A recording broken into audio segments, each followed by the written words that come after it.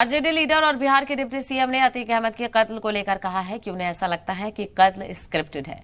कातिल होता है, इसमें हमदर्दी नहीं होनी चाहिए, लेकिन इस तरह से कस्टडी में कत्ल होना सवाल खड़े करता है। अतीक और अशरफ के कत्ल पर बिहार के डिप्टी सीएम तेजस्वी यादव ने रद्द अमल का इजहार किया।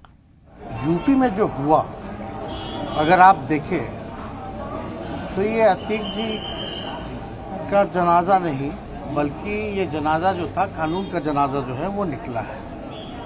और हम आपको बता दें कि यूपी जो है कोर्ट में, यूपी जो है पुलिस कस्टडी में सबसे ज़्यादा अगर हत्या हुई है तो यूपी में हुआ है। पुलिस कस्टडी में अगर कोई हत्या हुई है तो यूपी में हुआ है। और ये सस्ती लोकप्रियता को देखते हुए ये काम किया गया है। तो सब लोग जान रहे हैं कि यूपी में किस प्रकार का शासन जो है वो चल रहा है।